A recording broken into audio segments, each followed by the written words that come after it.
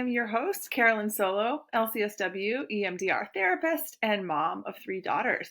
Thank you for joining me. Hey, everybody, and welcome to episode 76 of the Future Template Parent Podcast. My name is Carolyn Solo, PhD, LCSW, EMDR consultant, mom of 3 daughters, and business coach for EMDR therapists who want to launch intensives.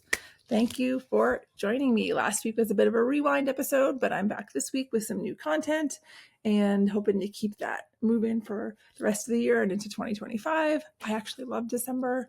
It's one of my favorite times of the year. And right now we have over 2 feet of snow on the ground in northern Vermont, which is amazing for the first week of December. So it's a winter wonderland up here. It looks like Narnia. It looks like a Hallmark Christmas movie, you name it. And I'm in a good mood this morning. My cat is sitting here with me as we record. And for those of you in the US, Thanksgiving is behind us, and we are going full steam ahead in December into the holiday season. I hope you all have some R&R on the agenda. Like I always do, will be taking 2 full weeks off from seeing clients. My last day of clients will be December 20th, and I will return seeing clients on January 6th. It always feels really wonderful to know that that break is coming, and then I'll be able to put client work to bed for the rest of the year and focus on rest, family time, and the time that I do work will be spent on more big picture stuff like planning for 2025, CEO stuff, as they call it, and all that, podcast recording, you name it, getting everything geared up for the new year.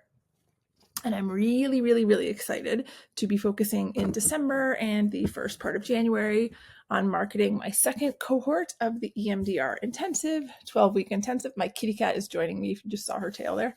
I am really excited to be marketing that. The next cohort begins on January 20th. And the waitlist sale, I guess it will probably be the last day of the waitlist sale will be the day that this episode drops.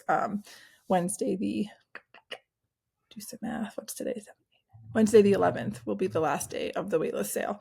But the waitlist, if you purchase off the waitlist, you will get the by far the lowest price for the group, like 34% off the list price, and some cool bonuses. And of course, you're going to lock in one of the only 8 spots available in this group. Don't forget all hours, 12 of them, of the group calls count either towards certification or towards becoming an approved consultant. So that's always an excellent bonus. So, and we're also going to start, I'm going to start my launch for the cohort with a free webinar on January 2nd. More to come about that. But it's going to be about how to overcome some of the most common hurdles therapists face when they're trying to get intensive clients into their practices. So don't miss that. That's January 2nd. More info to come. But for today, I'm going to focus a little bit more on what this group can do for you by giving you a couple of examples of what you could accomplish in 12 weeks by sharing wins from 2 of the therapists I worked with in the first cohort of the EMDR Intensive 12-week intensive, which just wrapped up on November 25th. So let these stories inspire you and help you think about what's possible as you ponder what your EMDR practice could look like in 2025. So I'm going to talk about 2 therapists. First therapist, a bit of background. At the beginning of the group, she was EMDR certified, decides to use the group to help, her become a consultant, use the hours. She's located in the Bay Area.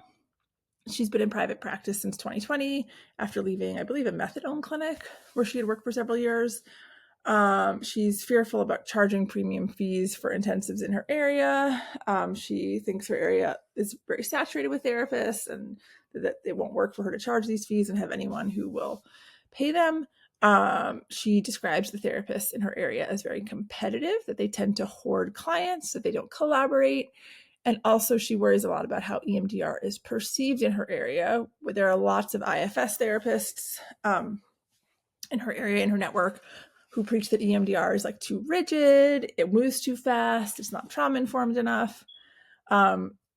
She has a private pay practice already with premium fee hourly clients and a couple of sliding scale clients.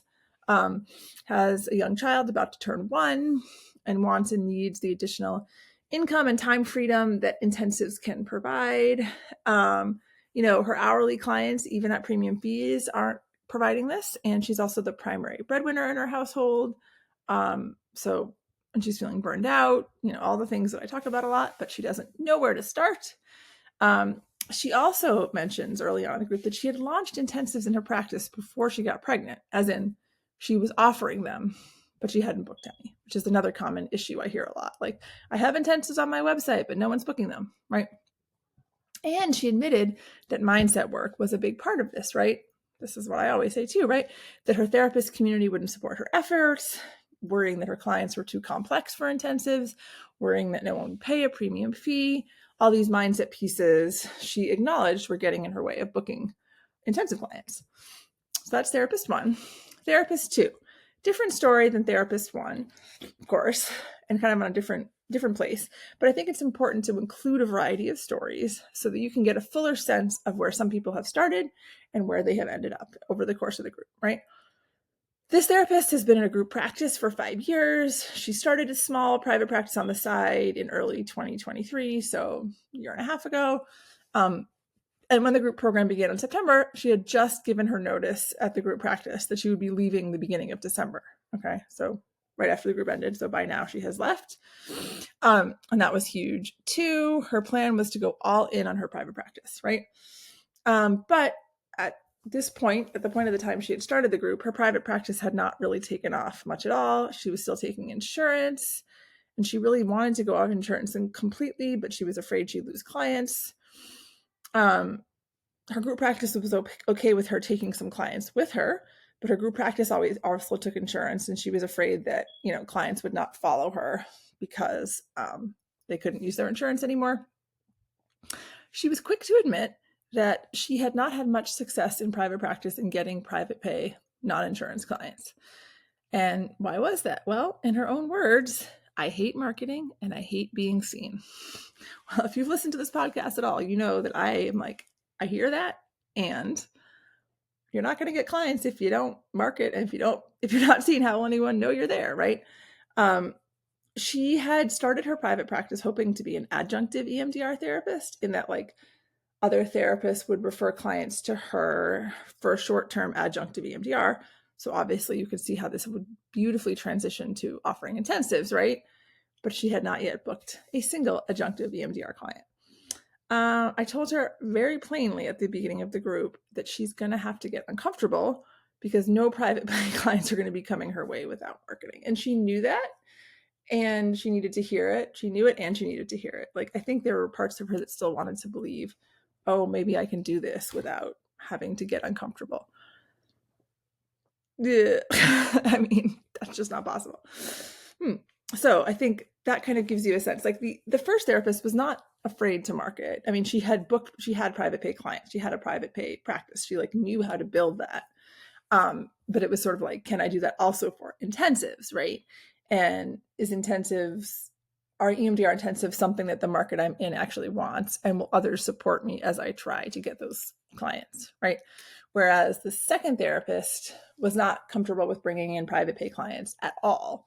And she was very much on the verge of like going all in on her own practice.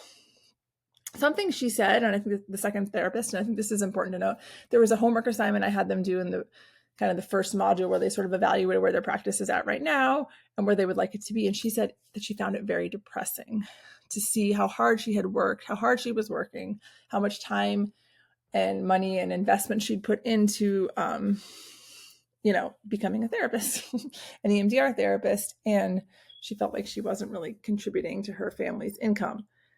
What an awful way to feel. And it meant that there were things that she was not doing, which it was very clear to see what those were, to get the results she needs to get. She had to market, and she, didn't want to hear it. It wasn't fun to hear, but she knew it's what she needed to hear. And she knew that she needed people holding her feet to the fire because she was not doing it on her own. So that's where they are at the beginning. Therapist 1, by the end of the program. By the end of the program, she had completed a 1-day intensive, a 2-day intensive, and a 3-day intensive. All of those were with current clients. And something that I talk about a lot in the program is your current clients are your best leads for intensive. Get some of them in. They'll be the easiest ones to book. You have a rapport with them already. They know you, they like you, they trust you. you have a good sense of where the work is at and where things need to change to get the results, they're just the easiest sell. And so she really took that and ran with it. She's also recently booked and gotten the deposit for a 3-day intensive client who found her on social media, who was not one of her current clients. So, which is amazing. All this during, the 12 weeks. And her pricing, just so you know, $2,100 for 1 day, $3,600 for 2-day, and $5,100 for a 3-day intensive, right? So that's the money she is earning from the intensives that she's already booked and booking. And so she has way, way, way more than made back her investment in the course, like many times over already. And, the course just wrapped up. She's just beginning. It's really amazing to see where she started and where she ended up.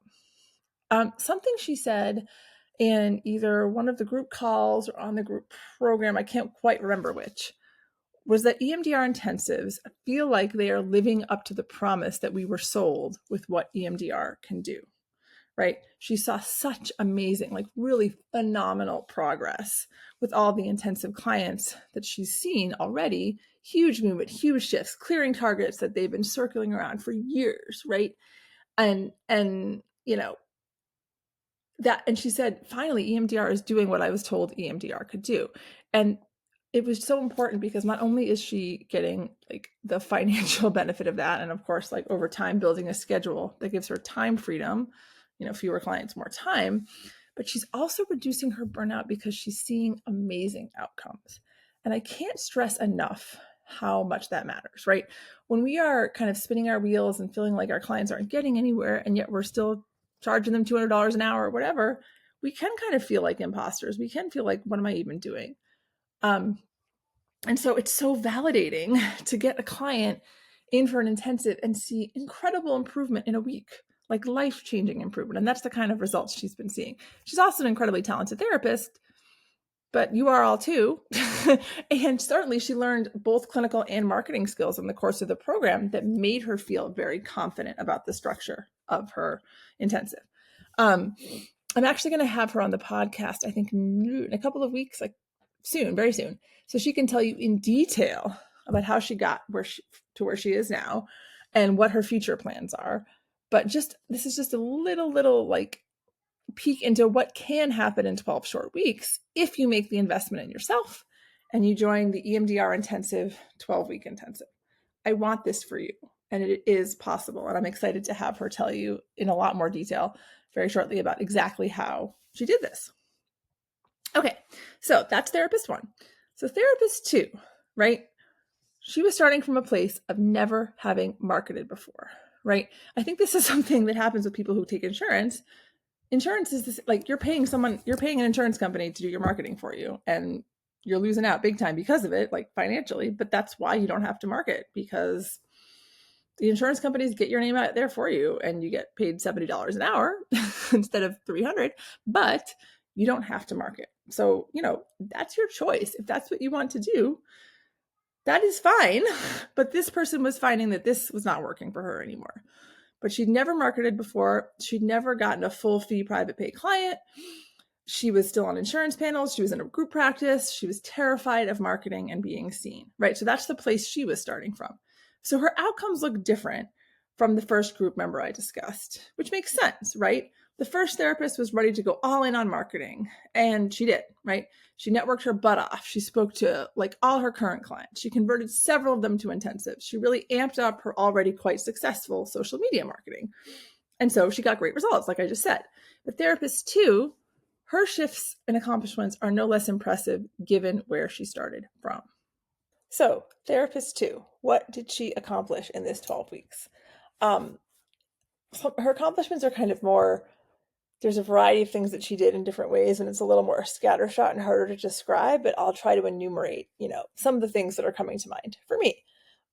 She finally connected with an adjunctive EMDR client, right? Remember, I had said that that was what she had hoped her practice was going to be, just doing shorter term adjunctive EMDR with people referred to her maybe from other therapists, but she hadn't ever gotten a single adjunctive EMDR client in the almost 2 years of private practice. She secured one of those during our work together. And that was huge. and that was at her private pay rate, not an insurance-based client. She's getting off insurance panels. She might be staying on one. I can't quite remember now, but she certainly, was shifting that. And, she left the group practice where, I think it was all insurance-based, the group practice that she was at. And she had a current client from this group practice want to book an intensive with her once this client one found out that she was leaving the group practice and that she offered intensives. And it's kind of a funny story because what happened was, I believe this client was like, so, I think an intensive would be great. And believe it or not, this therapist started talking about other therapists that she could recommend who could do intensives with this client. And the client was like, no, I want to do it with you, which is, I think, kind of a testament to how this therapist like constantly undersells herself, constantly thinks that she is not good enough. She's not accomplished enough. She's not a good enough therapist. And her other client was like, no, like, hello, I want to do it with you. Right. So this person was already sold. And when this story came up in the group, we all kind of laughed and were like, okay, listen to this client. Like, what is she telling you? And know that if she's saying it, other clients of yours would also be interested. But it was just really funny. Like, we often are the ones who believe the least in ourselves. Other people believe in us a lot more than we believe in ourselves. And so she was able to have that great experience of someone being like, I want to do an intensive with you, without even a whole lot of, quote, selling that she had to do. This therapist also did much more networking than she had ever done in the past. Well, in the past, the networking that she had done was zero. So anything was going to be more than that. But she did a lot more. And she confessed and she mentioned it was really hard. It was tiring. It was exhausting. But she did it. And she would not have done it if she hadn't been in this container where she was being expected to do it. People were checking in with her about it. And she was paying money to get these results. So all of that shifted, how much she pushed herself. Like, she knew that this was what she was signing up for and she was going to do it. But even though it was really hard, and it was really hard for her, still, she contacted several other providers and therapists and told them about her intensive offerings, almost like from a cold, in a cold calling way, which she had never done before. And she found, like, frankly, terrifying, but she still did it.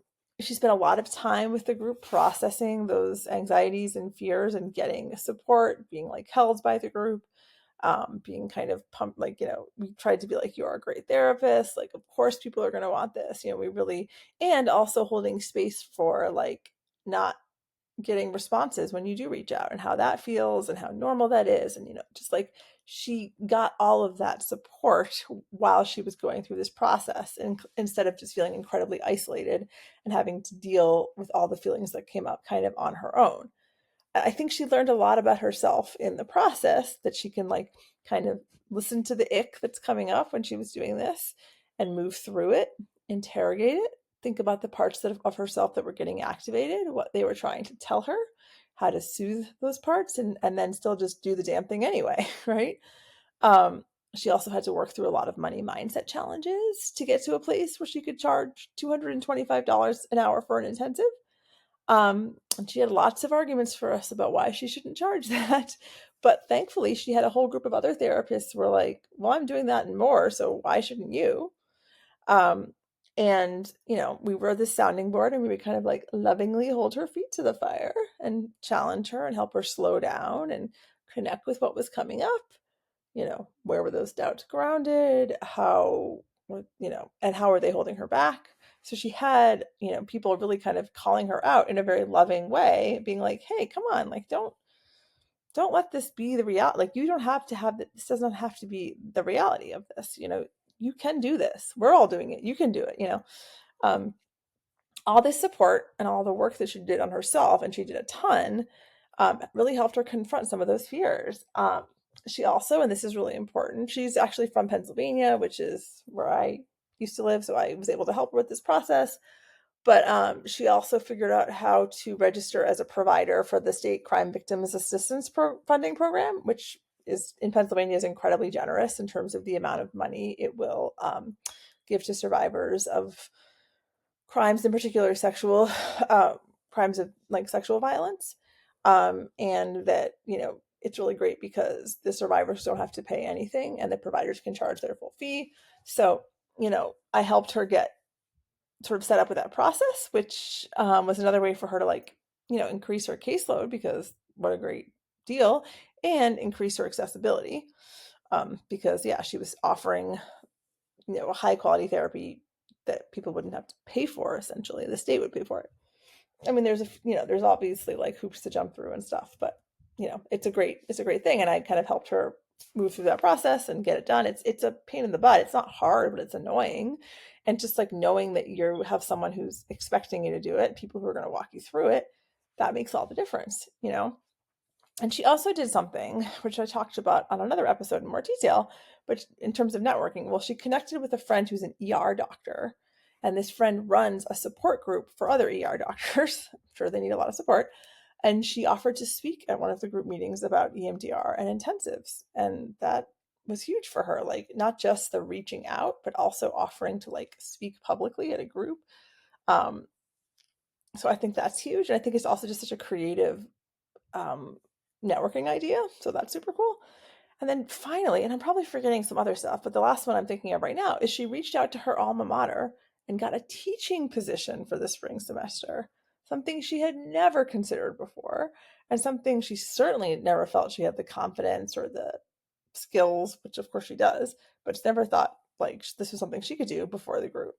So I tell her story just to name how different like progress and results can look, and how different they do look for everyone in the group. It's not just about numbers and like dollars, but like there's so many different ways that we progress. And I think, she's an example of someone who put a ton of pieces in place that weren't there before, that are starting to pay out for her and will continue to do so. But I don't think she would have done any of those things on her own without that framing and that support and that group, that group format. So everyone's journey in the group was different, but everyone's journey led to results. So that is the message that I really want to get across from this episode today, is like these two therapists started in different places, ended in different places, but each made profound progress. And that's true for every one of the 6 therapists that was in the group. And I want you to be one of the 8 therapists in the next group that gets to have these kinds of results, that gets to start 2025 with a bang and be like, I'm getting that intensives practice off the ground this year and making it successful. Like, it is so possible. Anyone in the group will tell you that this can be done if you make the investment of time and money to be in this group. So next week, I'm actually, I was like thinking about it as I was recording, and next week, it is actually going to be next week that we're going to have the interview with therapist 1, where her name is Mary. She and I are going to talk about exactly what she did, what the experience was like for her, and where she's at with intensives in her practice and where she's going. So I think that will be a really fun episode and really informative and inspiring for all of you to listen to. So keep connecting with my social media. Certainly, if you want to get on the wait list, today is the day. This is the last day that the waitlist sale is open when this episode drops, and you will get a 34% discount on the program. Okay, and there are only 8 spots available total. I will cap the program at 8 because MDRIA says you can't have a group that's larger than 8 if for consultation requirements, and all the hours count towards certification or becoming an approved consultant. So we have to cap the group at 8. So it's an intimate group, and it's going to be a really great experience. And I really hope to see you there. Like, start 2025 off with a bang. So as always, thank you for listening. Follow me on Instagram, get on my email list, reach out to me with any questions you have. We have the free webinar coming up at the beginning of January. Make sure you don't miss that. Lots of exciting things coming up, and most exciting of them all, I think, is this January 2025 cohort. So starting January 20th, I hope to see you there, and I'm excited to share the interview with Mary with you next week. Take care, everyone. Thanks. Bye.